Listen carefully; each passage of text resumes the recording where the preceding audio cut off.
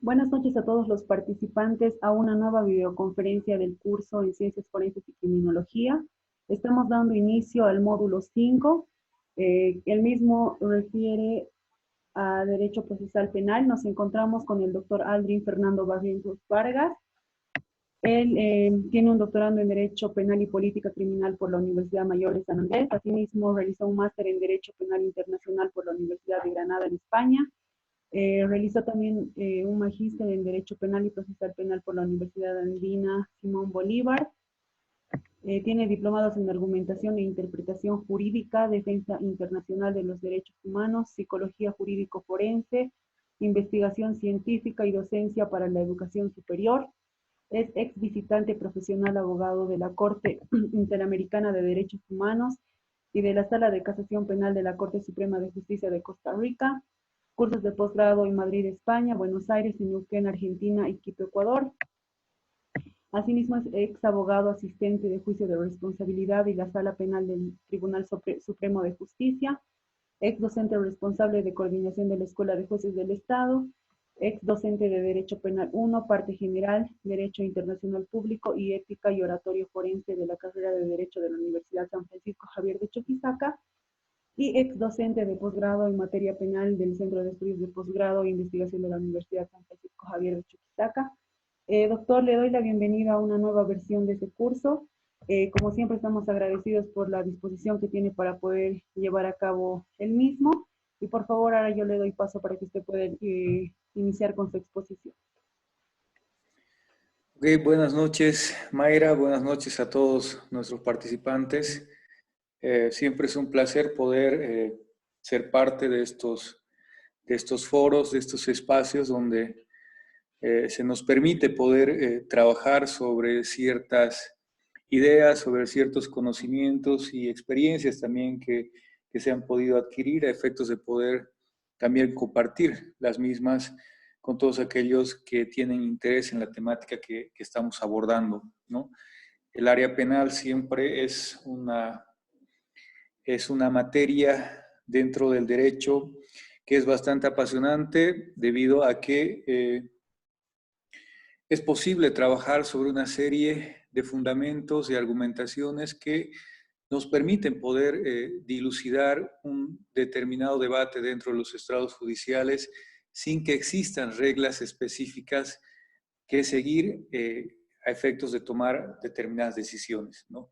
Siempre los mejores fundamentos, los mejores argumentos pueden ser de un lado u otro, las interpretaciones pueden ser variadas en relación a los casos y eso nos permite abrir definitivamente el debate sobre cómo debemos trabajar el derecho penal y sobre todo cómo debemos trabajar estos aspectos dentro del desarrollo de los juicios. Una temática bastante importante que van a ver a continuación de este módulo, porque este es el módulo introductorio, es la aplicación de las ciencias forenses y también el tema de la criminología, ¿no? Entendiendo, por un lado, como aquellos, a las ciencias forenses, como aquellos medios accesorios a efectos de poder dilucidar un aspecto específico de la realidad que está siendo objeto del tratamiento dentro de la investigación penal, ¿no? Cuando se requiere la aplicación de ciertos conocimientos científicos o incluso cuando hablamos sobre ciertas pericias que se puedan tener sobre determinadas temáticas, ¿no? Sobre determinadas técnicas. Y por otra parte, el tema de la criminología, que no deja de ser también un tema bastante importante, que si bien ya a partir de la doctrina se hace una diferencia en el estudio dentro del derecho penal, ¿no? De lo que es la criminología, ¿no? Sin embargo, me parece una temática muy interesante a efectos de poder entender los diferentes fenómenos delictivos, ¿no? Para estudiarlo a partir de su esencia social y poder revisar también desde dónde provienen los diferentes patrones delictivos que vamos identificando dentro de nuestras sociedades, ¿no? El origen del delito. Entonces son aspectos que son muy importantes, sin embargo, ya sea intraproceso o desde un punto de vista externo son aspectos que se encuentran ligados o que se encuentran vinculados con el derecho procesal penal, ¿no? Que es lo que vamos a revisar en esta primera parte. Y esto vamos a ir viendo no necesariamente a partir de lo que se va estableciendo dentro del procedimiento, porque en realidad eso es algo que ustedes lo pueden revisar con más detalle en la revisión de nuestro código, porque ese es el procedimiento penal, pero ahora lo que nos interesa es poder revisar cuál es la esencia, cuál es la noción, cuál es la naturaleza que tiene el derecho procesal penal, ¿no? Cómo es que vamos trabajando sobre esta lógica de materialidad del derecho penal a través del derecho procesal penal. Por favor, la siguiente diapositiva. Como les decía, era importante poder comprender cuál era esta naturaleza del derecho procesal penal, ¿no? Cuál es su diferencia con el derecho penal sustantivo y efectos de poder identificar también cuáles son los fines que va a cumplir, los fines y las funciones que va a cumplir el derecho procesal penal. Desde un concepto básico podemos entender que el derecho procesal penal es un conjunto de normas que regulan un proceso específico de aplicación del derecho sustantivo penal, ¿no? Es decir, ¿qué es lo que vamos a aplicar a través de estas reglas que se generan durante todo el proceso penal? Esencialmente, el análisis y la contrastación de la teoría del delito sobre un hecho concreto, ¿no? Es decir, estamos hablando de las formas y las reglas existentes a efectos de que esa norma sustantiva que tiene el derecho penal pueda ser aplicado. ¿Cómo es que sobre un hecho concreto desarrollamos toda una fase a efectos de poder establecer la existencia o no de la responsabilidad penal, ¿no? Entonces, lo que vamos a entender es que el derecho procesal penal es justamente ese conjunto de normas que va a permitir la aplicación del derecho penal sustantivo, ¿no? Es el medio que tiene el derecho penal sustantivo para poder materializarse. Dentro de esta lógica, podemos recurrir, por ejemplo, a Roxin, que nos habla acerca de esta situación y nos dice que es necesario un procedimiento regulado jurídicamente con cuyo auxilio pueda ser averiguada la existencia de una acción punible, ¿no?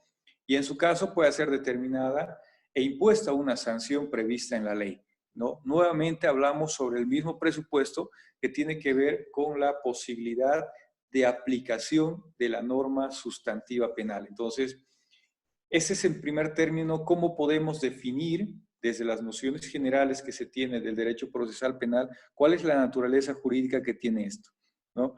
Entonces, dentro de la conclusión inicial que podemos generar sobre este concepto es que el derecho procesal penal debe contribuir a la realización del derecho penal material a través de un ejercicio probatorio contradictorio, ¿no?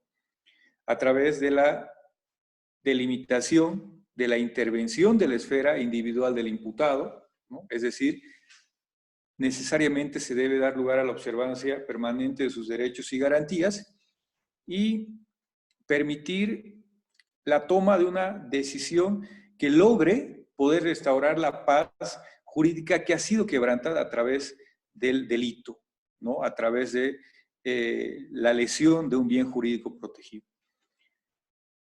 El cumplimiento de estas reglas va a ser elemental para que se pueda materializar a su vez el debido proceso, ¿no? Entonces, todo este derecho procesal y su cumplimiento se encuentra en una observancia permanente de todos los elementos que son parte del debido proceso.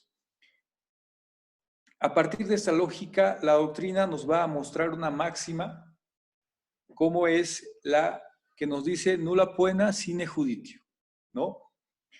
Esta es una garantía jurisdiccional que ha sido desarrollada también por el Tribunal Constitucional, que es parte de lo que desarrolla la doctrina, que nos dice que nadie puede ser condenado a una sanción sin haber sido oído y juzgado conforme a las reglas del procedimiento penal y a la postre en virtud de una sentencia firme pronunciada por autoridad competente. Miren, esta máxima nos habla acerca de cómo esa garantía establecida como una garantía jurisdiccional a través de lo que ha desarrollado el Tribunal Constitucional nos habla acerca de una de las razones de ser que tiene el derecho procesal penal, ¿no? Y que nos habla acerca de esa delimitación en la intervención de la esfera individual del imputado. Es decir, que el desarrollo de este proceso necesariamente tiene que sujetarse a todas las reglas establecidas dentro del procedimiento penal y en su finalización se pueda determinar a través de una sentencia emitida por autoridad competente si una persona es o no es responsable por aquel hecho inicialmente atribuido o provisionalmente atribuido en la etapa, en las etapas inferiores, ¿no? Entonces, a partir de esa lógica, vamos identificando cómo esta noción general del derecho procesal penal se encuentra vinculado a una serie de garantías, a una serie de nociones vinculadas al debido proceso y también como máximas dentro del derecho penal que habla también acerca de las garantías individuales. Dentro de la estructura que podemos analizar del derecho procesal penal, y estoy ya hablando del procedimiento penal que tenemos en nuestro sistema de justicia penal, podemos ir identificando que esta ha sido una variante permanente a través de las diferentes modificaciones que se han realizado al procedimiento, ¿no? En este momento, lo que podemos identificar dentro de la estructura que tenemos en el proceso penal es una fase preliminar, ¿no? Una etapa preparatoria, hablamos de una etapa de juicio oral, una etapa de recursos e incluso de una etapa de ejecución penal, ¿no?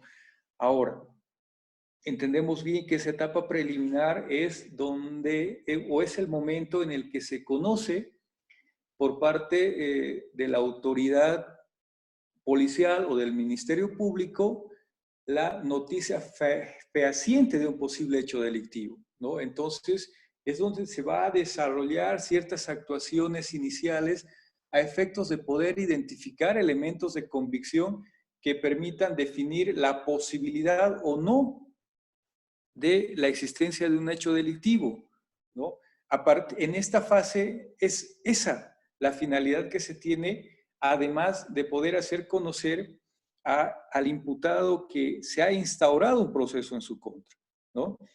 A partir de esta lógica, a través de la imputación formal, lo que se hace es saltar a la fase siguiente, que es donde la autoridad fiscal, la autoridad del Ministerio Público, asume la convicción de que existen elementos suficientes para poder instaurar una investigación propiamente dicha. Por tanto, esta etapa preparatoria es justamente una fase que se prepara para el juicio oral. Es una fase de investigación donde se van a recolectar a través de los diferentes medios probatorios de modo legal y sin la vulneración de derechos, una serie de elementos probatorios que permitan poder sostener una postura, una afirmación de posible culpabilidad de una persona sobre un hecho delictivo, ¿no? Entonces se va preparando y así como el Ministerio Público puede desarrollar este trabajo, también la defensa puede generar su propia forma de investigación a través del requerimiento que se realiza a las autoridades del Ministerio Público, a efectos también de generar su prueba de descargo si corresponde, ¿no? Una siguiente fase es la etapa de juicio, que es la fase tal vez más importante que se tiene dentro del proceso penal, debido a que es la fase donde se va a generar o se va a activar una serie de principios y garantías que se tiene dentro del proceso a efectos de poder demostrar la culpabilidad o la inocencia de la persona que está siendo procesada. ¿no? Entonces, a partir de esto, ese debate, el contradictorio que se va generando en este espacio es muy intenso y va a permitir poder generar las razones para que la autoridad jurisdiccional pueda tomar una decisión definitiva a partir de los diferentes elementos probatorios que puedan ser introducidos a juicio, ¿no? Entonces, es una de las fases más importantes porque va a definir en esa instancia la responsabilidad que pueda tener una persona o no, ¿no? Entonces, es otra de las etapas. También hacemos referencia a la fase de recursos, que si bien dentro de la fase preparatoria también se van presentando una serie de impugnaciones, sin embargo, se va a denominar a esta fase de esta forma porque existe la posibilidad de poder recurrir ante instancias superiores a efectos de poder revisar la sentencia condenatoria o absolutoria en su caso, ¿no? Hablamos acerca de la fase que permite hacer la revisión de la apelación restringida y también del recurso de casación ante la Sala Penal del Tribunal Supremo de Justicia, ¿no? Y cuando esto ha concluido y se mantiene una sentencia condenatoria, se puede pasar a la siguiente fase que ya tiene que ver con la aplicación propiamente dicha de la sentencia, del cumplimiento de la sentencia en relación a la sanción por el delito que se ha cometido, ¿no? Y es la fase de ejecución penal. ¿Cómo es que se cumple la decisión asumida por el juez en relación a la consecuencia jurídica que ha devenido de una determinación de responsabilidad penal por un hecho delictivo, ¿no? Entonces, a partir de esa lógica, vamos identificando en estos rasgos generales cuáles podrían o cuál es esa estructura que tenemos dentro del derecho procesal penal o dentro del procedimiento penal, considerando algo que les había indicado inicialmente, ¿no? De que las modificaciones hacen de que las modificaciones a la ley también han generado un rol importante sobre esto, porque quienes conocerán las modificaciones anteriores nos hablaban acerca incluso de la existencia de una etapa intermedia entre la etapa preparatoria y la etapa de juicio, que era el momento donde se desarrollaba el saneamiento de todo el proceso, ¿no? Donde se podía presentar los incidentes, las excepciones, etcétera, etcétera, e incluso se podía trabajar sobre el saneamiento de la prueba, de cómo estas han sido obtenidas a efectos de establecer su legalidad en la introducción dentro del juicio. Entonces, sin embargo, este aspecto, esta fase ha sido retirada a través de las últimas modificaciones y ahora nos encontramos solamente con esta estructura, ¿no? Que nos habla acerca de una etapa preliminar, preparatoria, de juicio oral, de recursos y de ejecución penal. Algo que es importante, Mayra, por favor, volvemos a la anterior a eso. Es importante identificar dentro de estas nociones generales sobre el derecho procesal penal, es identificar cuáles son las funciones que tiene el proceso penal, y esto está muy ligado a las funciones que tiene el derecho penal en sí, ¿no? Todo el concepto de derecho penal está muy ligado porque hay una vinculación directa entre el propósito que tiene las reglas establecidas dentro del proceso penal. Para esto hemos identificado a un autor muy importante dentro de la doctrina que maneja el derecho procesal penal, y vamos a trabajar con la definición de las funciones del derecho procesal penal determinadas por el profesor Jimeno Sendra, ¿no? Para él va a existir una definición clásica de la función del derecho procesal penal que versa estrictamente sobre la actuación del ius puniendi, ¿no? Es decir, cómo es que el Estado a través del derecho penal ejerce ese poder castigador que tiene, ¿no? A través de la demostración de la existencia del delito, de la participación del imputado y de la aplicación de la sanción penal, ¿no? Y por otro lado, aquella que va a introducir mayores funciones dentro del proceso penal a través de la naturaleza de los sistemas democráticos contemporáneos, ¿no? Cómo es que estos sistemas hoy por hoy van haciendo también una progresión dentro de la doctrina a efectos de poder determinar mayores funciones del proceso penal en relación también a una lógica aplicada desde la intervención de los derechos humanos dentro del proceso penal, ¿no? Entonces, a partir de esta lógica, vamos identificando que otra de las funciones del derecho penal va a ser el derecho a la libertad, ¿no? Y esto es porque vamos a hablar acerca de la persona que está siendo procesada, del imputado y su tratamiento durante toda la extensión del proceso hasta una sentencia o hasta una decisión definitiva, ¿no? Entonces, lo que nos dice que esta función del derecho procesal penal es que la persona que está siendo procesada debe tener vigente todas las libertades, todos los derechos reconocidos por la Constitución, las leyes y también por la normativa internacional sobre el tema de derechos humanos durante toda la tramitación del proceso, ¿no? No puede ser coartado, salvo excepcionalmente se puedan aplicar ciertas medidas restrictivas que estén legalmente determinadas, así lo define también la Constitución Política del Estado, ¿no? Sin embargo,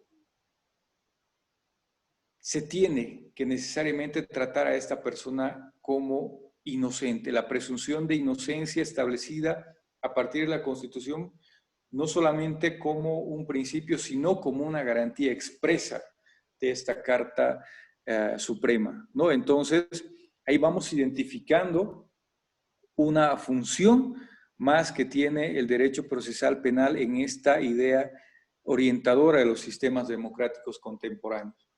De igual forma, es importante orientar la vista hacia otra función definida dentro del proceso penal y que tiene que ver con el derecho a la tutela de la víctima, ¿no? Es decir, que durante toda esta tramitación, la necesidad de que el proceso pueda establecer reglas que permitan proteger a la víctima para evitar su revictimización dentro del proceso y además que la conclusión de esta pueda generar, según la definición final, la reparación integral de la misma, ¿no? Entonces, a partir de esta lógica se orienta también la función del derecho penal, no solamente en función del resguardo de los derechos del imputado, sino también en el resguardo y protección de los derechos de la víctima, para que la misma no sufra revictimización durante la tramitación del proceso y además pueda ejercer sus derechos de acceso a la justicia en el mismo de forma íntegra y que a su conclusión pueda acceder a una reparación integral. Entonces, estamos viendo también que el derecho procesal penal va cambiando, va modificando y va evolucionando también sus conceptos, sus nociones y sus funciones. Y por último, ¿no? Que esto está muy vinculado también con las funciones del derecho penal como tal, ¿no? Que tiene que ver con la reinserción del imputado. En este punto tenemos que concebir también a la persona que ha sido procesada, pero que ya cuenta con una sentencia condenatoria. Entonces estamos hablando de aquella persona que ha sido condenada y se requiere que a través del proceso penal, en esa última fase, que es la de ejecución penal, se pueda dar lugar a su rehabilitación a través de los diferentes regímenes penitenciarios que tenemos en el país, ¿no? A través de las diferentes reglas internas que definen la forma de tratamiento del recluso dentro de nuestras cárceles, a efectos de que se puedan rehabilitar, se puedan reeducar y cuando ellos cumplan esta esta fase de condena, puedan reintegrarse a la sociedad como personas que cumplen la normativa y que además son un aporte a la sociedad. Esta es la lógica que se va manejando independientemente de que esto se llegue a materializar o no, ¿no es cierto? Esa es una discusión diferente. Pero si nos damos cuenta, todo este contenido que se maneja no está lejos de las funciones definidas por la doctrina para el derecho penal en sí, no para todo el derecho penal, no solamente para la parte sustantiva o adjetiva, sino para el conjunto del derecho penal, cuando nos habla acerca de su función de prevención, ¿no? Ya sea una prevención general o sea una prevención especial, ¿no? Si nos vamos dando cuenta, ya se va asentando estas ideas a partir de esas máximas que son mucho más completas y que van a ser una base esencial en la noción que debemos tener de una parte de ese derecho penal como es la parte adjetiva o la parte procedimental. La siguiente diapositiva, por favor.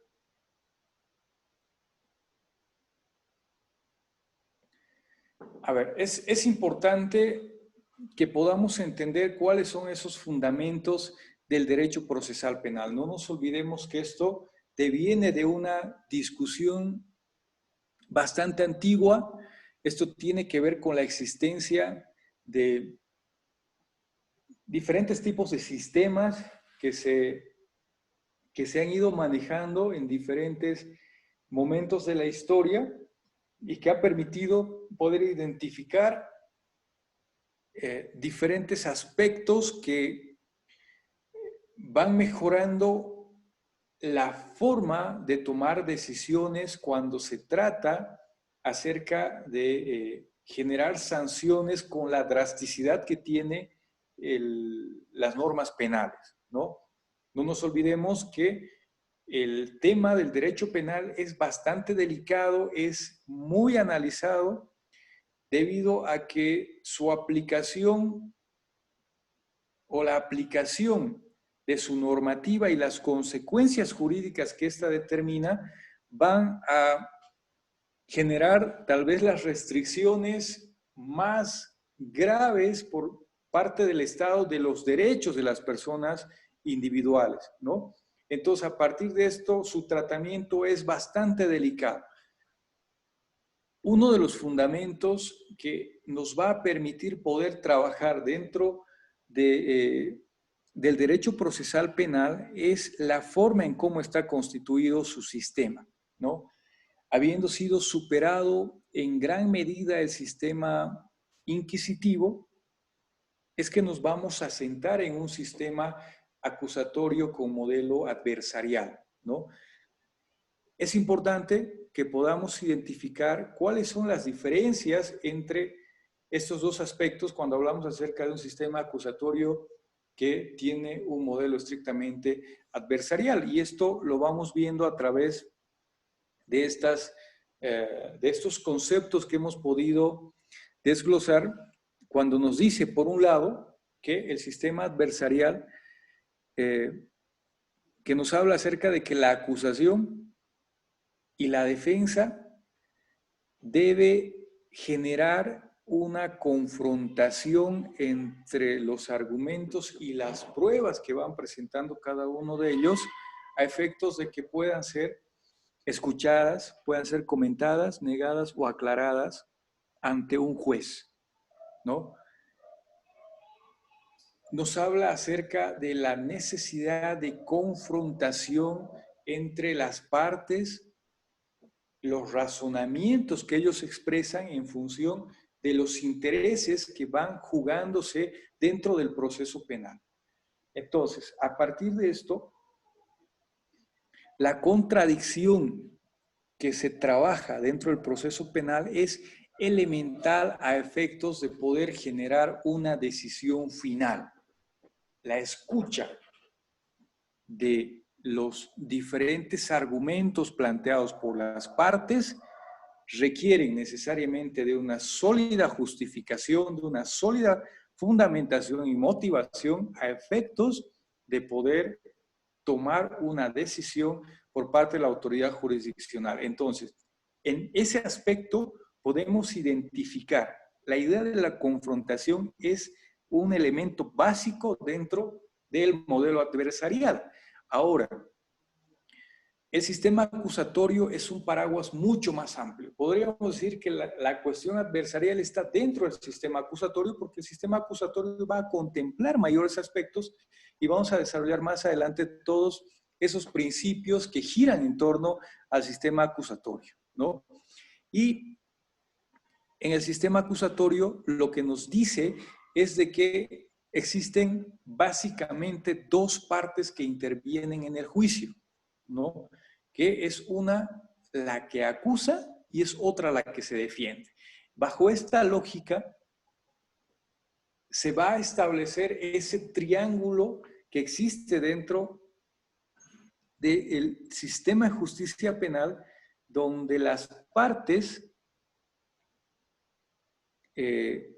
donde la parte que acusa es diferente de la parte que juzga y de la parte que se defiende, ¿no? Entonces hablamos de roles plenamente definidos que no pueden supeditarse el uno hacia el otro. Entonces, el sistema acusatorio nos da esa posibilidad. Sistemas anteriores, e incluso en Europa en este momento, hay muchos sistemas que aún engloban el rol de investigación y de juzgamiento en una misma autoridad, ¿no? Sin embargo, nuestro Código de Procedimiento Penal, a través de los lineamientos que ha establecido el Código Modelo para Iberoamérica de Procedimiento Penal, va a permitir introducir de lleno este sistema acusatorio, a pesar que ha existido durante más de 20 años ciertos resabios del sistema inquisitivo que a la fecha, a través de la modificación de la 1173, se pretenden ir superando. Y esto mucho tiene que ver con el tema de la oralidad, ¿no? Que es otro de los elementos que también hacen a este sistema y que lo vamos a poder revisar un poco más adelante. La siguiente diapositiva, por favor.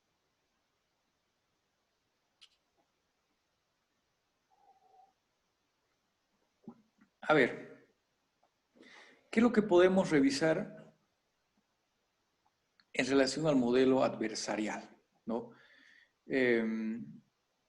Primero, que la noción de aplicación del modelo adversarial no es solamente una idea que se puede interpretar del procedimiento penal, sino que se va a introducir incluso dentro de los razonamientos que ha desarrollado la Corte Interamericana de Derechos Humanos, cuando va a establecer de manera expresa, primero, ciertos aspectos que ya hemos identificado, como es el debido proceso, y nos dice que el juicio penal debe ser público y frente a un tribunal independiente e imparcial, y la única forma de cumplir con esas exigencias impuestas por los tratados internacionales y por la Constitución política es que el juicio sea oral y esquematizado bajo un sistema acusatorio y adversarial puro,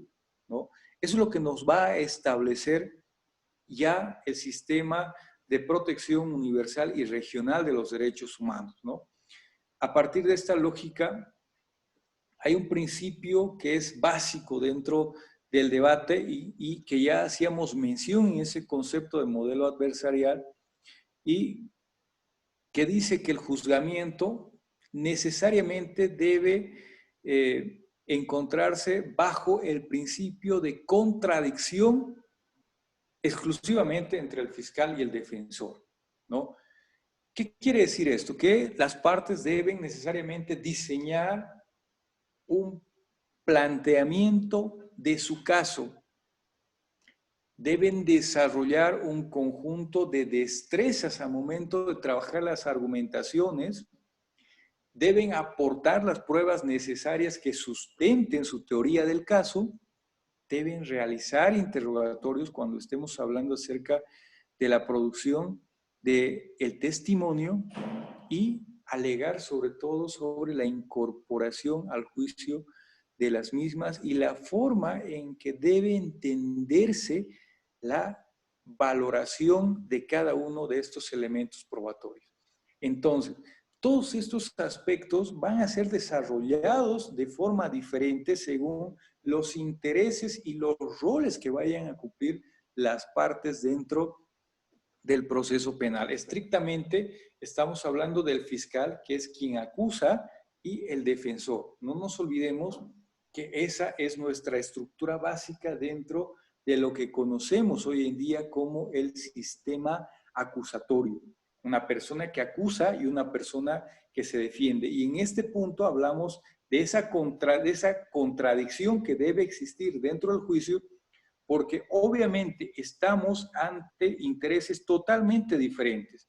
Hay una autoridad fiscal que ha definido, que ha generado convicción sobre la responsabilidad penal de una persona a partir de las pruebas que ha recolectado en la etapa preparatoria y que le ha permitido llegar a la conclusión de un posible hecho delictivo, ¿no? Y por otro lado, se tiene a un imputado que va a defender sobre el quebrantamiento o la destrucción de esa hipótesis asumida por el Ministerio Público.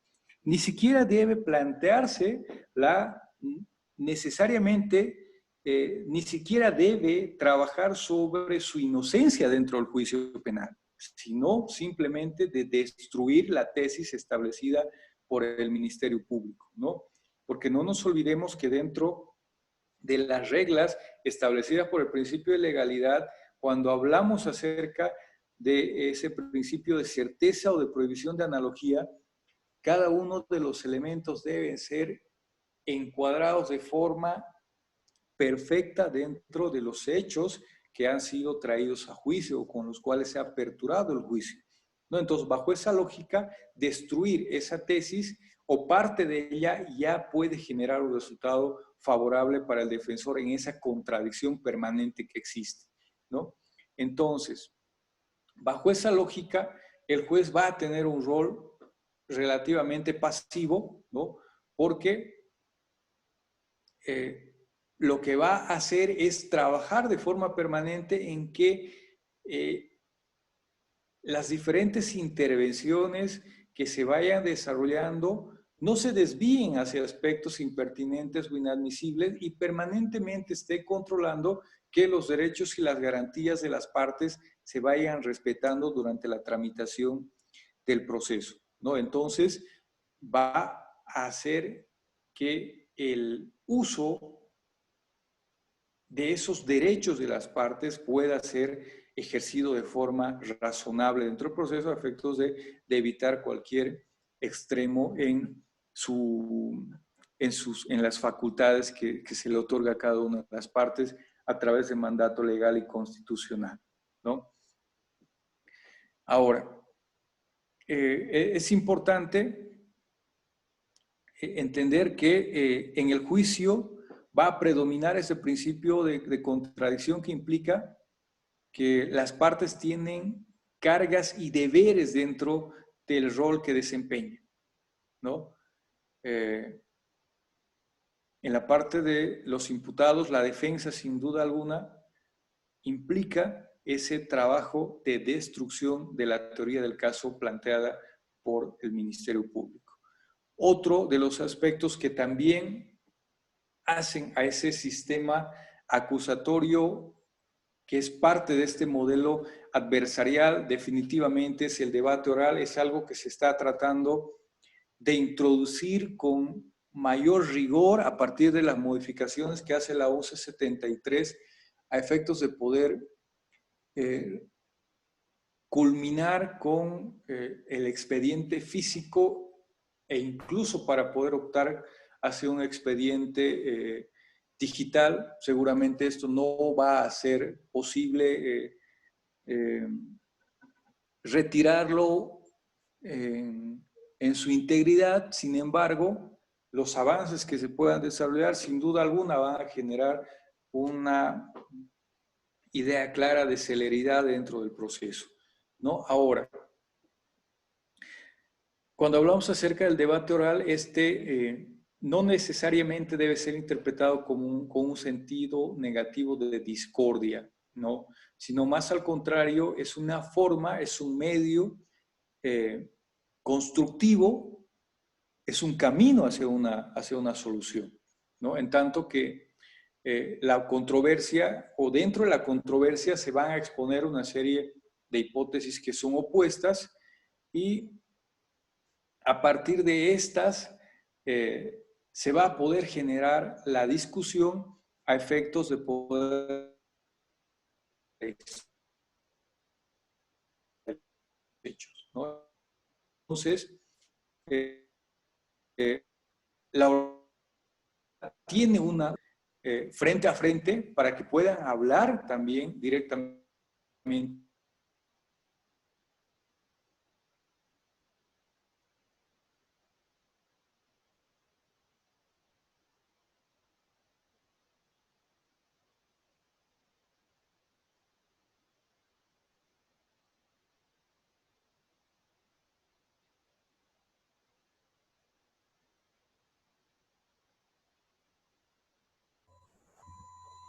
Doctor, ¿puede escucharme?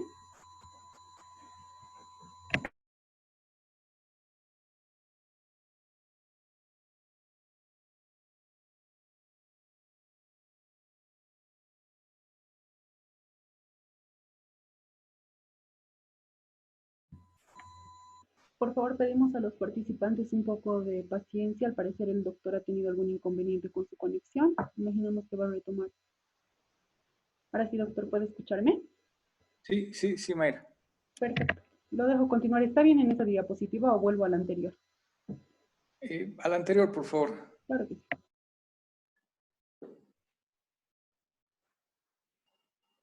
sí. Ya. Como les decía, es esencial el tema del debate, porque sin duda esto implica que las partes puedan necesariamente ponerse frente a frente a efectos de poder exponer sus ideas y poder exponer sus tesis y poder llegar directamente con esa información, con esa argumentación ante el juzgador, ¿no? Para que no existan intermediarios, para que no exista interpretaciones adicionales sobre aquello y se pueda dar una idea clara de lo que el exponente quiere mostrar dentro del debate.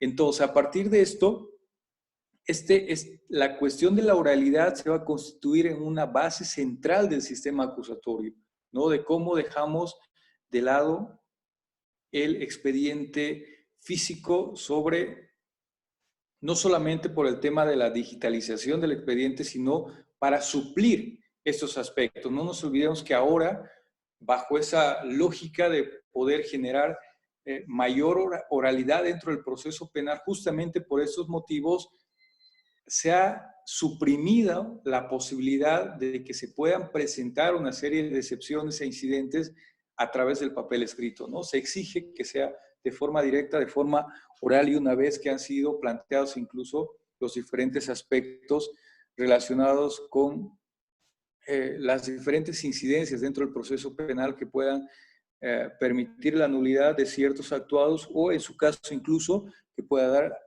dar lugar a la conclusión anticipada de los mismos, ¿no? Ahora, otro de los aspectos importantes tiene que ver con cómo se va a percibir la práctica de la prueba. El tribunal va a través de las reglas establecidas en el sistema acusatorio, y esto está también determinado dentro del procedimiento penal boliviano, es que el tribunal va a poder percibir de forma personal y directa todos los elementos probatorios que se puedan introducir a juicio, ¿no? Observa y escucha con análisis crítico las intervenciones que van a ser presentadas por las partes y las controversias que se vayan a generar también a partir de esas posiciones presentadas en función de la forma de valoración de las pruebas que están siendo producidas dentro del juicio. No nos olvidemos que a pesar de que una prueba tenga una percepción inicial sobre lo que ha podido pasar o ayuda a la construcción del hecho que está siendo objeto de análisis dentro del juicio, es posible desarrollar una serie de puntos de vista a efectos de poder establecer esa armonía en la prueba y poder determinar qué es lo que realmente ha sucedido dentro de un hecho que está siendo investigado, que ha sido investigado y que se ha traído a juicio, ¿no? Entonces, esa forma de inmediación directa del juez no solamente es en función a las partes y a sus fundamentaciones, sino también esa inmediación, ese contacto directo entre la autoridad jurisdiccional y la prueba que se presenta dentro del juicio, ¿no? Entonces, ese también va a implicar un aspecto muy importante que debe ser analizado dentro de este modelo adversarial. Algo que se va a introducir como uno de los aspectos más importantes dentro del modelo es la posibilidad de la argumentación judicial, ¿no? Esta va a tener un objetivo genérico y también varios objetivos concretos. Lo que necesariamente se debe lograr a través de esto es poder construir un discurso lógico, ¿no? A partir de este discurso lógico, poder lograr un objetivo mayor que es la persuasión del tribunal, convencer al tribunal de que las cosas se han desarrollado de una forma u otra y que la interpretación de la norma en relación a la contrastación con el hecho se ha desarrollado a partir de una determinada tesis, ¿no? Entonces, esto es importante debido a que esta argumentación que nos habla acerca de esa adecuación de la norma al hecho es decisivo dentro del trabajo que se desarrolla en estados judiciales penales debido a las reglas que nos impone el principio de legalidad en función de cómo el juez debe aplicar la norma definida en el tipo penal a través de sus diferentes elementos y cómo ésta se debe adecuar al hecho específico. Estamos hablando de cómo trabajamos en esa lógica de la premisa mayor, de la premisa menor y también de las conclusiones. La premisa mayor entendida como la norma que está siendo objeto de aplicación, la premisa menor que es el hecho fáctico que vamos trabajando dentro del proceso penal que es objeto del juicio y la conclusión que se arriba de aquello. En materia penal es la verificación de la adecuación exacta del comportamiento al tipo penal. Ahí establecemos una conclusión. Sin embargo, esta conclusión no es completa aún porque en ese momento hemos trabajado el tema de la tipicidad y no nos olvidemos que para la teoría del delito es necesario realizar otros ejercicios adicionales para objeto de determinar también la antijuricidad y la culpabilidad de un comportamiento. Entonces, todos estos aspectos también desarrollados dentro de la parte sustantiva en la parte general del derecho penal, ¿no? Que también está dentro del procedimiento. Entonces, la aplicación de esta normativa en relación al hecho que se ha traído de forma específica va a permitir que se pueda desarrollar un criterio específico sobre la realización o no de un comportamiento delictivo, ¿no? ¿Esto qué implica? Que cada una de las partes necesariamente debe plantear una hipótesis y presentar su argumentación a efectos de poder instalar en la mente del tribunal su versión como la única que correspondería con la realidad de los hechos que son objeto del proceso, ¿no? Entonces, a partir de esta lógica, el tema de la argumentación judicial, que si bien es un tema que puede ser abordado a partir de diferentes doctrinas, sin embargo, en materia penal no podemos aislarnos de esta lógica, de esta interpretación que nos habla acerca de esta forma de análisis, de esta forma de argumentación a través del silogismo, que también es muy importante. Sin embargo, hace un reflejo directo de que la oralidad, de que la contradicción es esencial en este tema de la argumentación, porque definitivamente la mejor argumentación va a definir la forma de decisión dentro de la autoridad jurisdiccional. La siguiente diapositiva, por favor.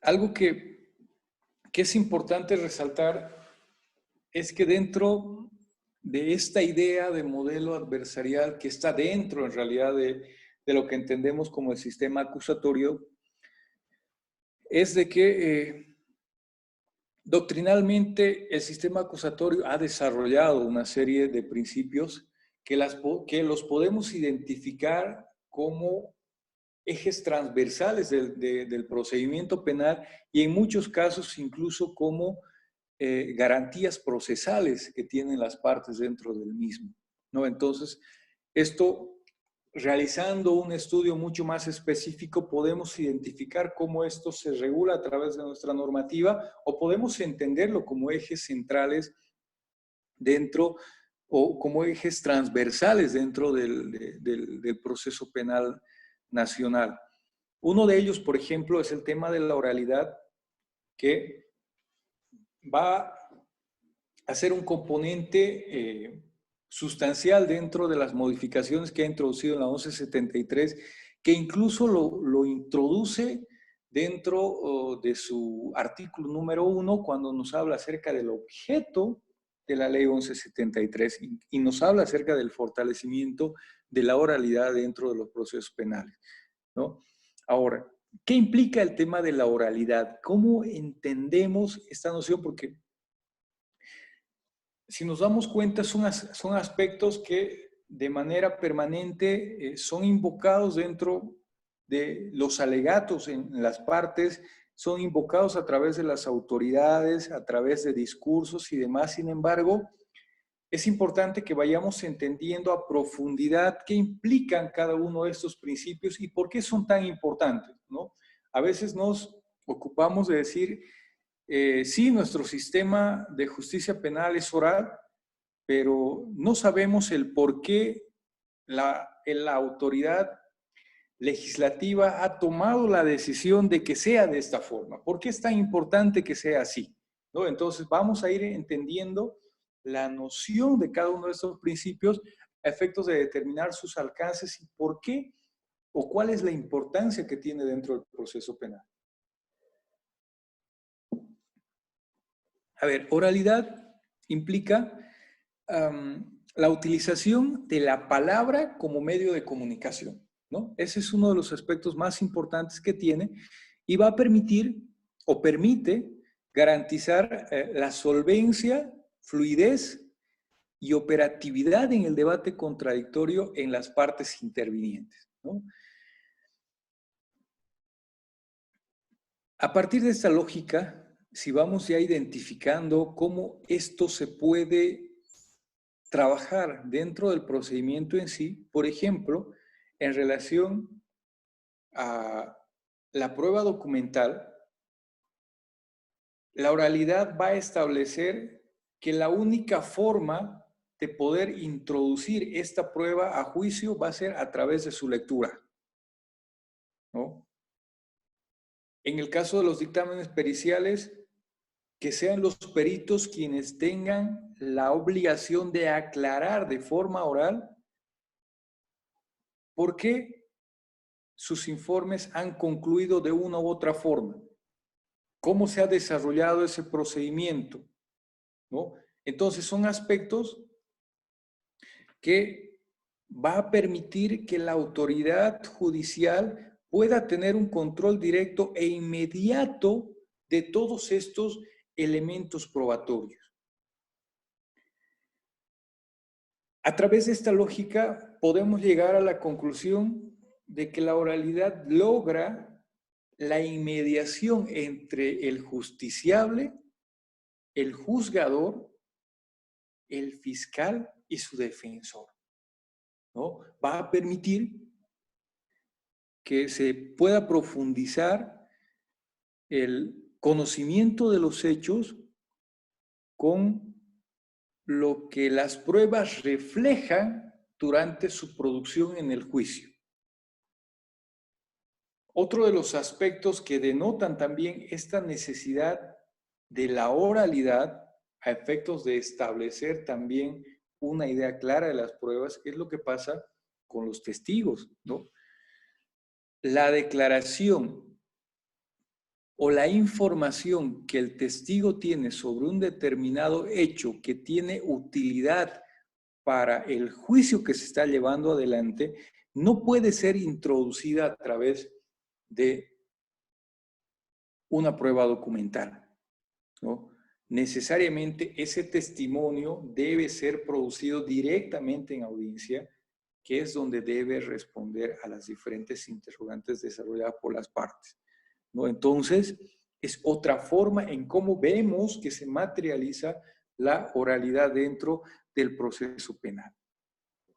Sin duda, el poder trabajar sobre esto implica la identificación de diferentes problemáticas que obviamente esto se van a presentar. Por ejemplo, en el caso de las personas que no tienen habla, ¿no? ¿Qué pasa con las personas que son sordas? Personas que hablan un idioma diferente, más de un dialecto. En el caso de los dialectos indígenas originarios campesinos.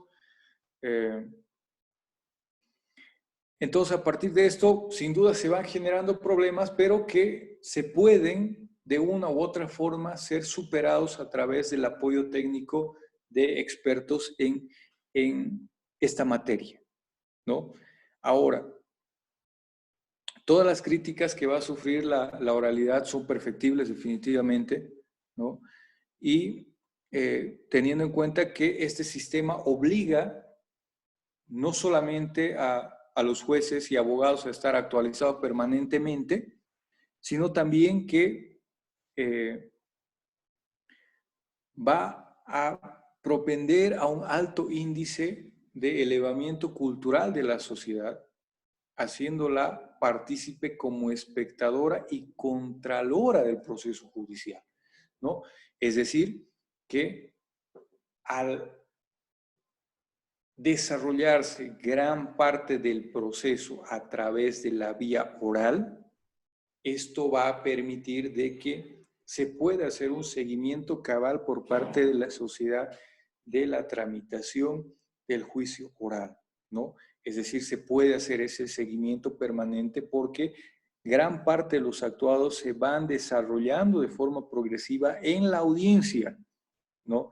Entonces, no hay situaciones documentales que pongan un espacio entre un actuado y otro que haga un corte dentro de ese desarrollo continuado. Entonces, hay la posibilidad de quienes están dentro de ese escenario como espectadores del desarrollo del juicio puedan hacer un seguimiento constante de las actuaciones desarrolladas. Ahora, como les decía, este principio está definido en muchos aspectos dentro del procedimiento penal. Por ejemplo, tenemos dentro del artículo 117, ¿no?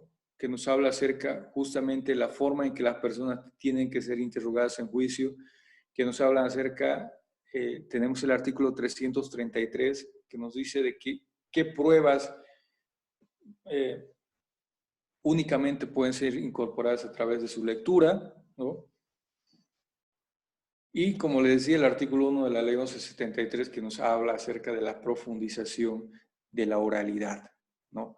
Ahora, tenemos un siguiente principio que nos habla acerca de la publicidad. ¿Cuál será la importancia de la publicidad dentro del sistema acusatorio? Con la publicidad Se garantiza a la sociedad la posibilidad de controlar la administración de justicia, ¿no? Esto implica que no solamente se busca controlar la actividad del juez, sino también de los abogados defensores, también del fiscal y de las demás partes intervinientes dentro de las actuaciones judiciales, ¿no? Es decir, se puede controlar el trabajo de los peritos, de los intérpretes, de los testigos, etc. Entonces, controlamos toda la administración de justicia. A través de la publicidad se va a tender a asegurar al acusado un buen proceso, ¿no? Esto implica necesariamente de que se busca a su vez una mayor credibilidad de la justicia. La publicidad es un acto de transparencia del acto judicial.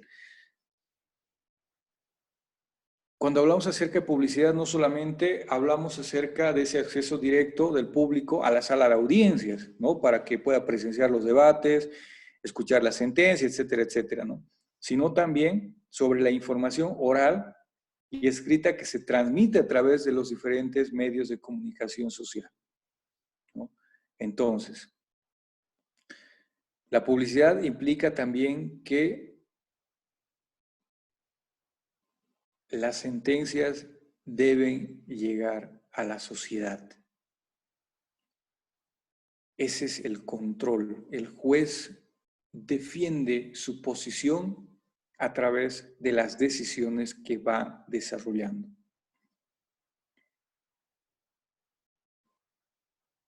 Es importante establecer que este principio no es irrestricto. Existen ciertas circunstancias que va a dar lugar a la excepción a este principio. Por ejemplo, pueden generarse restricciones de tipo en relación a la infraestructura, ¿no? Cuando la audiencia no pueda soportar un número mayor de personas que puedan constituirse en la sala a efectos de no desorganizar la misma. Que el caso que se ventile sea de una gran repercusión social y se requiera la reserva, o incluso cuando se trata de menores de edad, ¿no? Si vamos haciendo una revisión de lo que establece el procedimiento penal, también lo ingresa como una garantía y que nos dice que todos los actos del proceso serán públicos, artículo 116, ¿no? Y como les decía, también habla acerca de la realización de las audiencias a través de una reserva total o parcial. ¿Cuáles son esos presupuestos que nos va a establecer el procedimiento penal? Cuando se afecte el pudor a la vida, el pudor o la vida privada de alguna de las partes o de otra persona citada, ¿no? Aquí introducimos el tema de la dignidad de la imagen como derecho constitucional. Corra el riesgo la integridad física de los jueces, de alguna de las partes o de alguna de las personas citadas, un tema de seguridad. Peligre un secreto oficial, particular, comercial o industrial previsto legalmente. Y el imputado o la víctima sea menor de 18 años. 4 presupuestos que son la excepción a la publicidad de los actos dentro del proceso establecida como una regla, ¿no?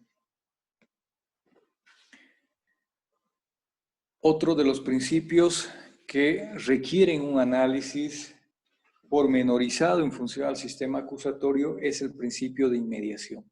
Esto ya lo hemos revisado en una discusión anterior, sin embargo, es importante que vayamos haciendo esta puntualización, el principio de inmediación como piedra fundamental dentro del sistema acusatorio. Ese principio implica la relación directa entre el juez y el acusado, entre el tribunal y los medios de prueba.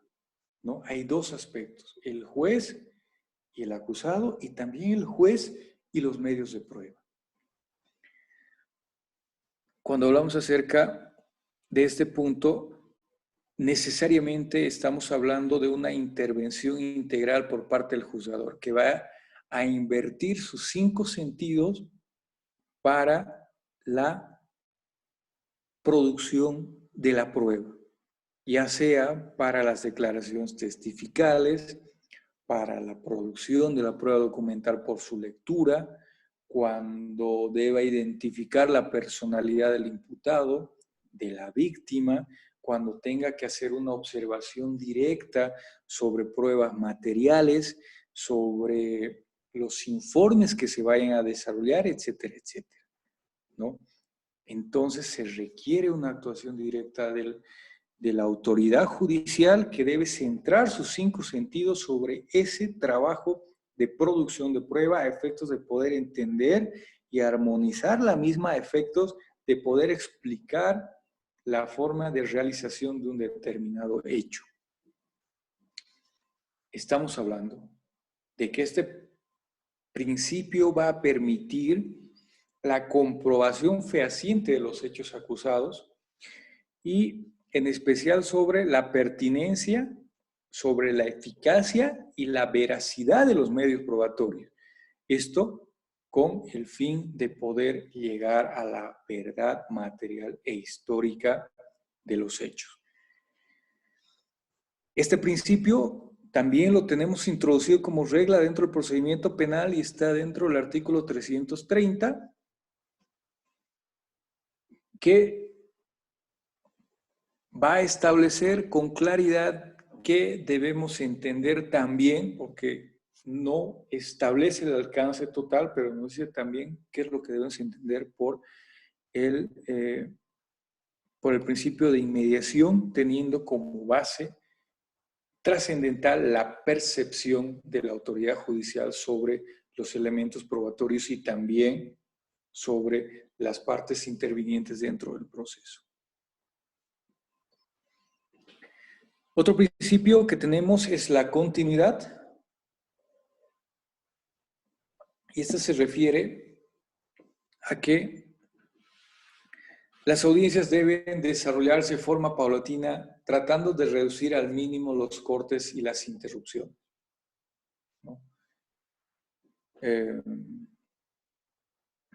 Para esto, nuestro procedimiento penal va estableciendo ciertas reglas bastante claras en la necesidad de que un proceso o que la fase de juicio iniciada pueda concluir de forma continuada, evitando diferentes tipos de interrupciones. Sin embargo, sabemos que la realidad y la carga procesal nos llevan a generar otro tipo de prácticas y aquello sin duda va a generar una afectación directa a ese derecho establecido dentro de la Convención Interamericana de Derechos Humanos, que implica o que dicta de que la persona tendría que ser procesada dentro de un plazo razonable, ¿no? Sin embargo, la naturaleza de este principio busca esencialmente que la autoridad judicial pueda escuchar y pueda percibir toda la información que se genera a través de los medios de prueba y los alegatos desarrollados por las partes de forma conjunta para que pueda tener claridad al momento de dictar su resolución, ¿no? No es lo mismo que se pueda generar la producción de la prueba en diferentes días con bastantes lapsos de tiempo y que los alegatos de las partes también se los desarrolle de esa forma, ¿no? Porque se puede generar ciertas omisiones, ciertos olvidos de información recibida que puede afectar de una u otra manera a la decisión final, ¿no? Entonces la continuidad va a permitir que pueda tener claridad sobre los hechos que han sido presentados por todas las partes y se pueda hacer una sistematización clara de esa información para poder llegar a conclusiones reales. Ahora, dentro del procedimiento penal, este principio lo tenemos establecido como regla en su artículo 334, ¿no? Y que nos habla justamente de la etapa de juicio y nos establece cuáles son las reglas las cuales se debe cumplir a efectos de poder dar lugar a la materialización de este principio. Otro de los principios que son bastante importantes es el principio de contradicción, ¿no? Que hemos identificado también dentro del modelo adversarial como una base de este modelo, que es también necesariamente base de este sistema acusatorio y que nos habla acerca de que las partes puedan, dentro del debate, conocer, controvertir, confrontar los medios de prueba y también los alegatos que se presentan y también poder oponerse a cualquier petición realizada por las partes, ¿no? Entonces, a través de ese rol ordenador que va a tener la autoridad o que tiene la autoridad jurisdiccional, permita ejercer o materializar este principio distribuyendo o administrando de forma racional los momentos y los tiempos de alegación por parte de las partes dentro del proceso sobre todas las cuestiones que puedan ser sometidas a debate, ¿no? Es la posibilidad de ejercer incluso el derecho a la defensa y en el caso de la víctima del derecho del acceso a la justicia, ¿no? Entonces, es una parte muy importante, es un pilar básico del sistema acusatorio que implica el ejercicio simultáneo y recíproco de la actividad procesal y la contraposición, como decíamos, de los argumentos, razones y fundamentaciones de las partes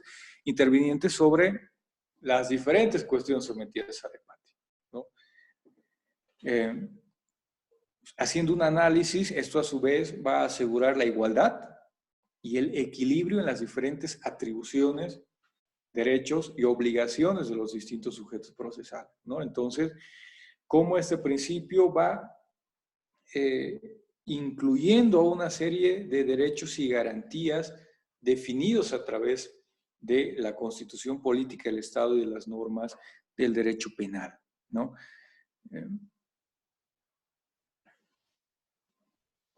Si es que revisamos, por ejemplo, el artículo 329, vamos a identificar, por ejemplo, que es uno de los aspectos importantes definidos dentro del objeto del juicio, ¿no? Y que nos dice, primero, que el juicio, como les decía inicialmente, es la fase esencial del proceso y se va a realizar sobre la base de la acusación, ¿no?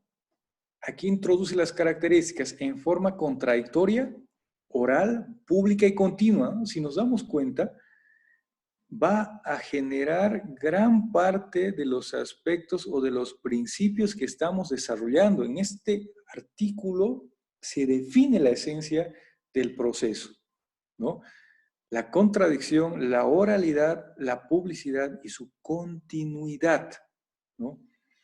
Con el objeto de lograr la comprobación del delito y la responsabilidad del imputado, ¿no? Entonces, a partir de todos estos principios, vamos desarrollando esa idea del sistema acusatorio, vamos identificando los cimientos más importantes de este sistema, que es el sistema que acoge nuestra legislación nacional, ¿no? Generando una idea que va a superar en gran medida el sistema inquisitivo anteriormente dispuesto y que, si bien a través del Código de Procedimiento Penal, que tiene ya una vigencia de casi 20 años, sin embargo hay muchos aspectos del sistema inquisitivo que aún han sido se encuentran en fase de superación, sino ya gran parte de ellos han sido superados. Sin embargo, aún nos encontramos con esos resabios que a través de la práctica y a través de las modificaciones que se han desarrollado, sin duda alguna, van a ir suprimiéndose hasta llegar al punto de ser un sistema completamente acusatorio. Esto no deja de ser algo bastante utópico, sin embargo, es la meta, es el fin que se pretende a través de las diferentes modificaciones desarrolladas por el legislativo, ¿no? Dentro de el desarrollo del derecho procesal penal y esta base que tiene como el sistema acusatorio, por hoy día vamos a concluir con esta parte en relación a esto para que ya la siguiente podamos introducirnos mucho más en la forma, en cómo la temática principal de este curso, como son las ciencias forenses, podemos aplicarlas e introducir, cómo legalmente es posible introducir los conocimientos científicos dentro del desarrollo de un proceso penal. Eso lo vamos a ver en una clase posterior. Sin embargo, dentro de lo que podemos ver del derecho procesal penal y el sistema acusatorio, por ahora sería todo lo que se puede exponer. Y estoy atento a cualquier pregunta que se pueda generar.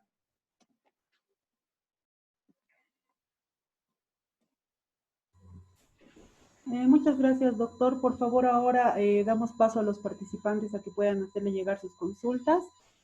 Como ustedes saben, tienen la opción de levantar la mano para que se les pueda activar el audio, o también pueden enviar sus consultas de manera escrita para que podamos leerlas para que el doctor pueda responder las mismas.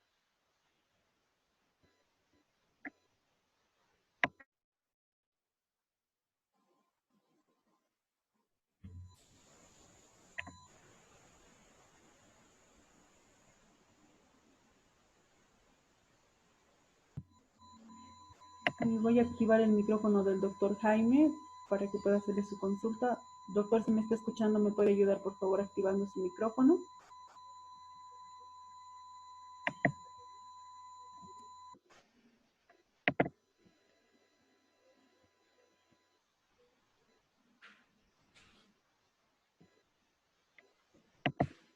Hola. Doctor, adelante, lo escuchamos. Muy buenas noches al doctor y felicitarle por su brillante exposición en el tema del derecho procesal penal. Quien habla es Jaime Chaquevilque, abogado y bueno, juez de materia penal, actualmente como vocal de Sala Constitucional.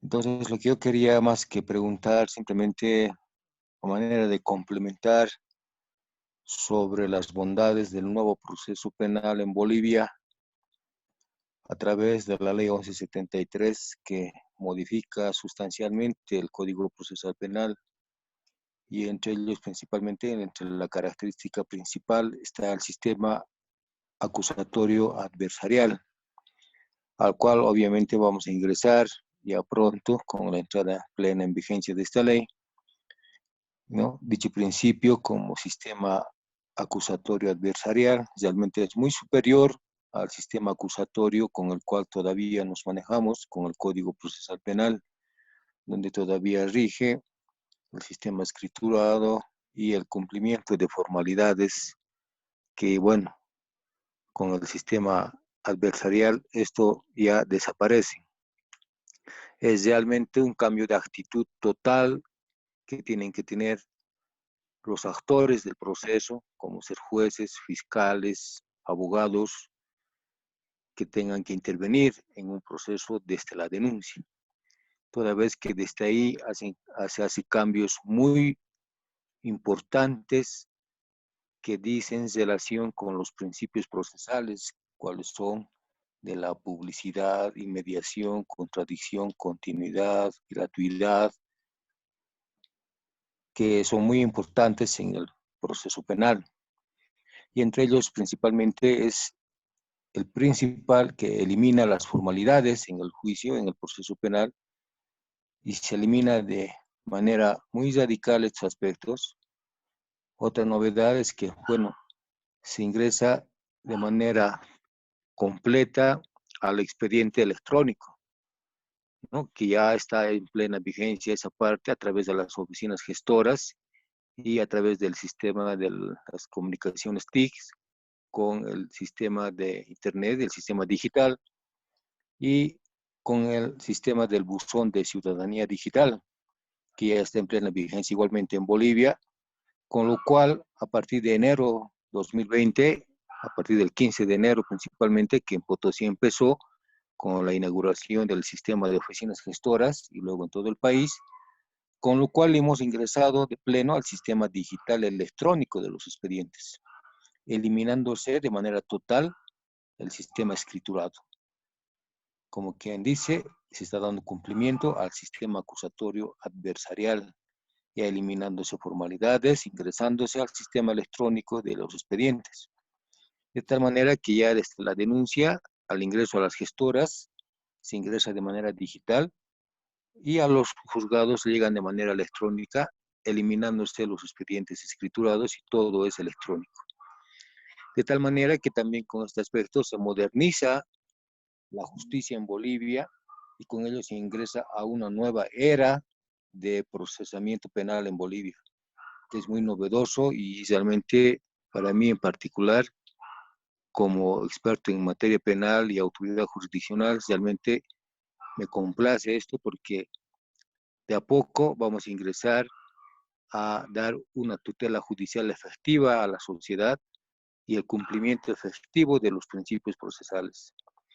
Y prueba de ello es que en el juicio oral principalmente, que es la instancia única donde se desarrolla y se ventila la absolución o la responsabilidad penal del imputado a través de un sistema adversarial puro, con un sistema de oralidad total, donde rige principalmente el contradictorio, la inmediación, donde el juez, como decía el expositor, ya no tiene que intervenir tan activamente, sino es una actividad relativamente pasiva que se va a delimitar más en el cumplimiento del contradictorio, en el enfrentamiento netamente jurídico del acusador y de la parte imputada, en que el uno tiene que demostrar toda la prueba que ha obtenido en la fase preparatoria para lograr su teoría del caso, demostrar su responsabilidad del imputado.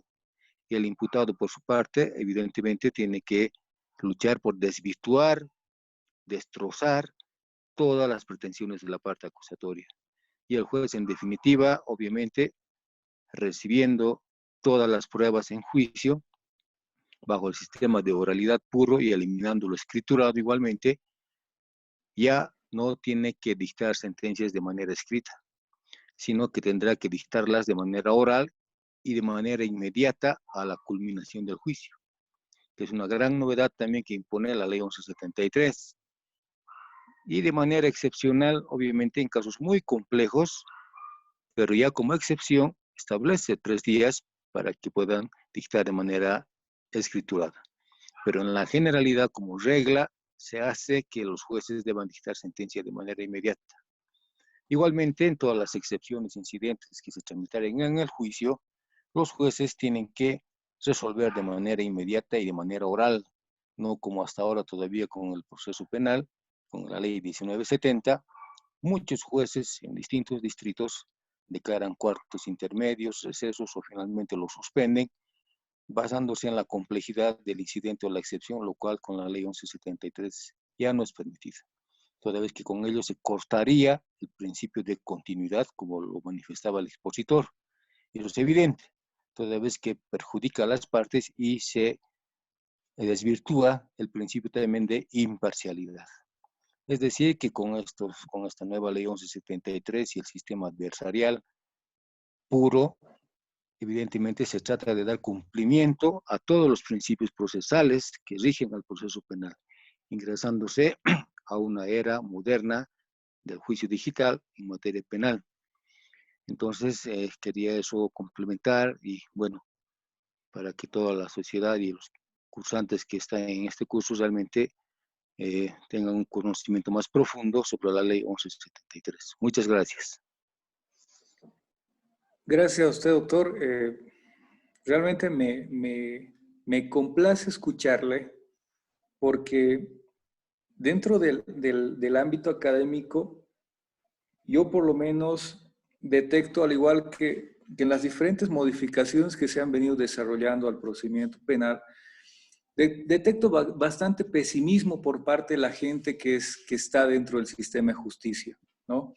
Sin embargo, algo que por lo menos la experiencia nacional y también la experiencia internacional nos ha demostrado es de que no existe un procedimiento perfecto, ¿no? Son cosas que se van a ir necesariamente perfeccionando a través de las experiencias propias que podamos generar. Es normativa que requiere la interpretación por parte de los diferentes actores del sistema de justicia a efectos de que se pueda ir también adecuando a las realidades y a las exigencias que tenemos dentro de nuestro país. Yo pienso que es importante aquello que usted indica de poder hacer todo lo que está dentro de nuestro rol, dentro de nuestras atribuciones, dentro de los diferentes roles que tenemos dentro del sistema de justicia penal, ya sea como autoridad jurisdiccional, como fiscales, como defensores públicos, privados, etcétera, agotar absolutamente todo y recién poder generar un criterio de que si las modificaciones por parte de legisladores han sido correctas o no, ¿no? A efectos de poder generar una enmienda posterior. Creo que eso es importante. Como le digo, me complace escuchar que usted veo que está muy empapado en lo que tiene que ver con la 1173, cuáles son los objetos, cuál es la finalidad que buscan estas modificaciones, que tiene mucho que ver con el tema del progreso en la cuestión de la oralidad, como también una forma de sistema que permita garantizar a las partes que realmente puedan ejercer sus derechos dentro del proceso y que puedan ser escuchadas, ¿no? Una de las máximas que se establecía inicialmente era la imposibilidad de que exista una sanción penal sin un juicio previo, pero un juicio que permita poder desarrollar el debido proceso y que permita ejercer eficazmente el derecho a la defensa, pero también ese acceso a la justicia que exige la víctima. Entonces, ahí ya ingresa la idea de ese sistema adversarial, la posibilidad de que las partes puedan realmente, a través del contradictorio, poder expresar sus ideas, expresar sus alegatos, poder valorar o interpretar de alguna forma la forma en cómo se tiene que generar convicción en la autoridad judicial a efectos de que ésta tome una decisión, ¿no? Entonces, ese es uno de los avances más importantes que, si bien doctrinalmente ya se lo tenía recogido dentro de nuestro sistema, pero las modificaciones que se están desarrollando a través de la 1173 va a permitir tal vez de que esta noción que se tenía en el ideal puedan ser realmente aterrizados dentro de la realidad que tiene nuestro sistema de justicia, ¿no? Hay muchos aspectos que la ley está ya dejando de lado en función solamente de la interpretación de las autoridades a efectos de que se puedan establecer como reglas que no puedan ser alteradas, ¿no? Es lo mismo que está pasando, por ejemplo, con la idea que teníamos de que la libertad tenía que ser la regla y la detención la excepción, ¿no? Sabemos que eso se ha estado manejando de forma diferente justamente por la gran discrecionalidad que se podía dar a través de la ley sobre la interpretación de la norma.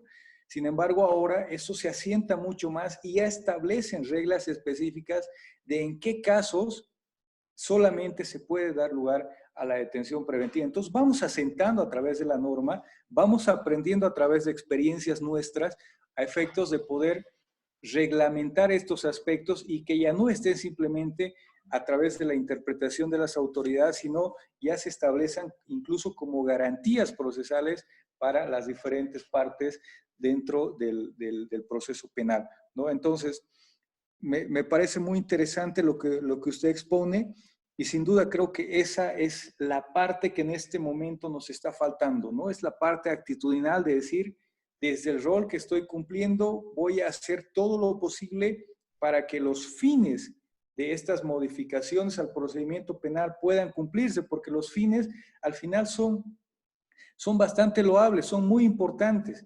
Es el fortalecimiento de la oralidad, es tratar de vencer el tema de la retardación de justicia, la recarga procesal, es tratar de vencer la problemática del hacinamiento carcelario y también tiene que ver con una mayor protección de la víctima dentro del proceso penal. Entonces, son aspectos que taxativamente se están tratando de introducir como reglas dentro del proceso penal y como parte de este sistema, desde nuestros diferentes roles, creo que tenemos esa obligación, ¿no?, de dar todo de nosotros a efectos de que podamos materializar estos objetivos, ¿no? Entonces, le agradezco por la intervención, doctor, y sin duda, a partir de estos foros es precisamente donde se puede ir trabajando sobre tal vez los diferentes vacíos legales que ha dejado la normativa. Sin duda alguna hay muchas dudas, ¿no? Porque la ley tampoco puede definir todos los aspectos de la realidad. No estamos hablando de una normativa que debe ser casuística. Estamos hablando de una norma que va a tener que aplicarse a los diferentes hechos, a las diferentes realidades, ¿no? Entonces, ahí ingresa también ese trabajo a través de la experiencia, a través del conocimiento académico, a través de la investigación de todos los actores, a efectos de que la interpretación de la norma también sea lo más racional posible, ¿no? Entonces, ese es el trabajo que nos toca hacer. No es solamente un cumplimiento literal de la normativa. Debemos saber el por qué estamos haciendo las cosas y hacia dónde nos orientamos, cuál es el rumbo que estamos tomando hacia adelante.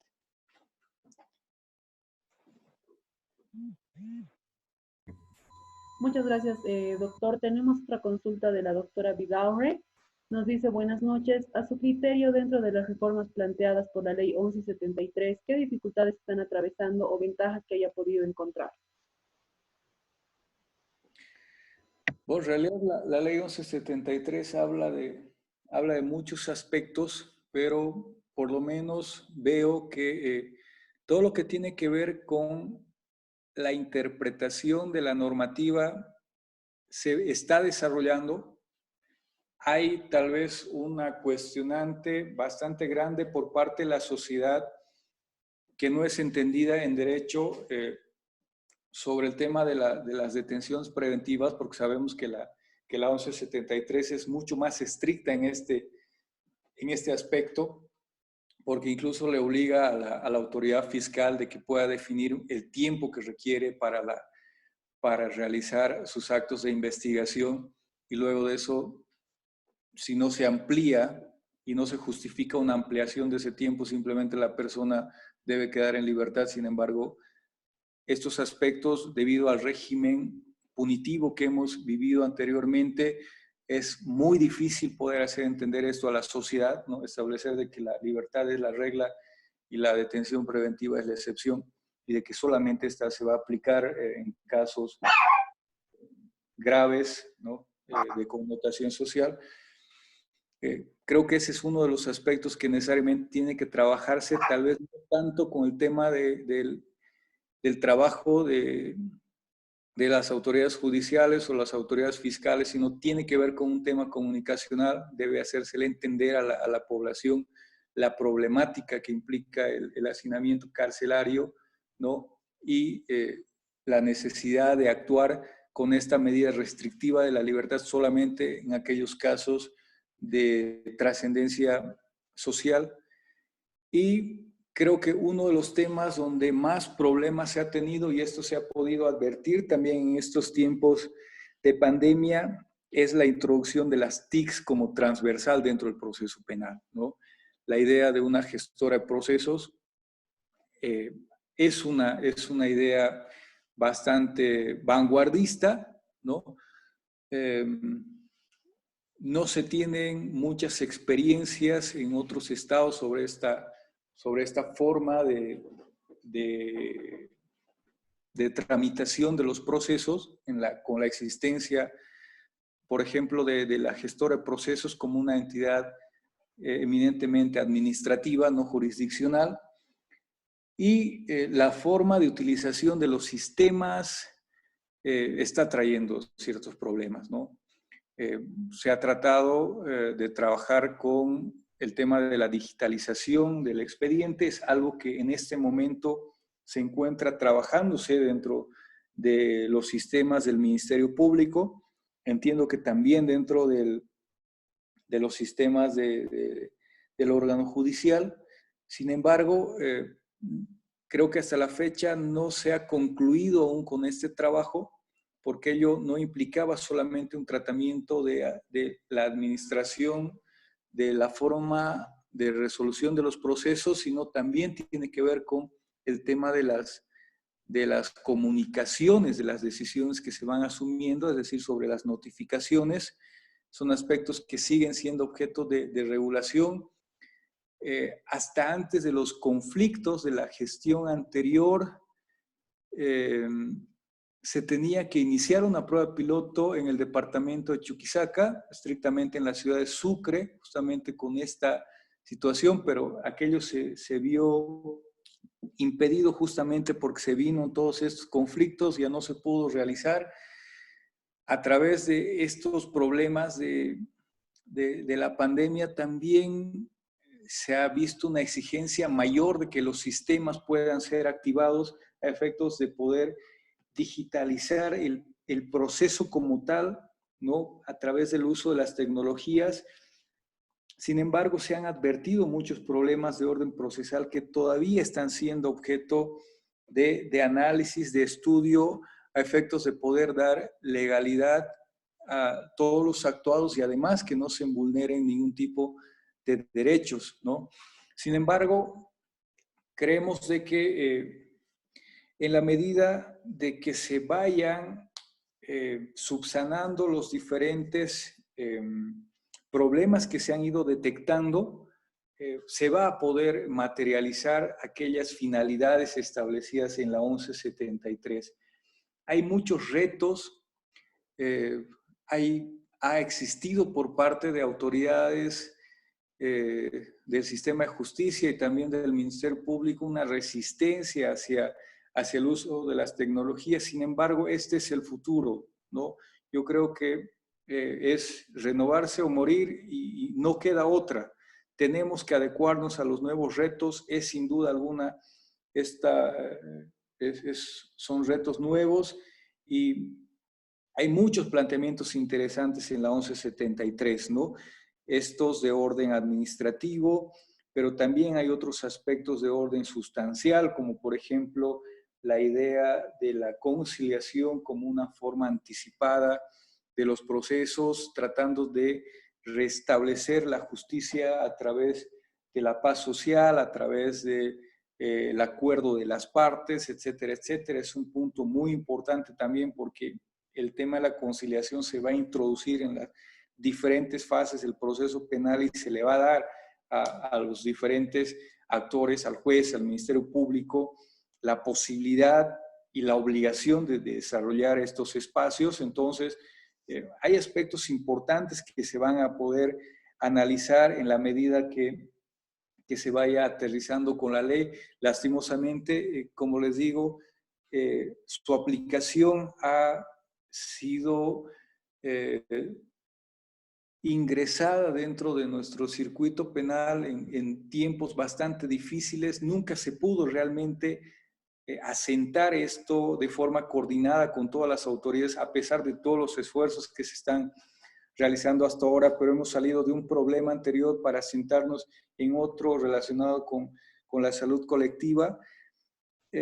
Sin embargo, en algún momento esto tiene que asentar en su integridad, ¿no? Y en ese momento seguramente van a aparecer mayores problemas. Sin embargo, esto se tiene que ir resolviendo. La propia actividad dentro de las instancias del Ministerio Público y del órgano judicial tienen que ir generando los lineamientos a través de las interpretaciones de la propia ley y dando las orientaciones de cómo esta nueva normativa debe ser asentada en las diferentes problemáticas que se tienen dentro del proceso penal, ¿no? Sin duda alguna hay un montón de aspectos que revisar. Sin embargo, entiendo de que esto es un proceso, se tiene que prestar toda la atención a los diferentes aspectos dentro de las fases que tiene el proceso penal y también sobre las actuaciones que van desarrollando los diferentes actores. Perfecto, doctor, muchas gracias por la respuesta. No tenemos más consultas. Me parece que podemos dar por concluida la videoconferencia. Hasta la próxima sesión, por favor. Muchas gracias, Mayra, y buenas noches a todos nuestros participantes. Las gracias a usted, doctor, por el tiempo. También agradecemos a los participantes que han estado presentes dentro de esta videoconferencia. La misma ha sido grabada y va a ser subida posteriormente a plataforma. Tengan todos buenas noches.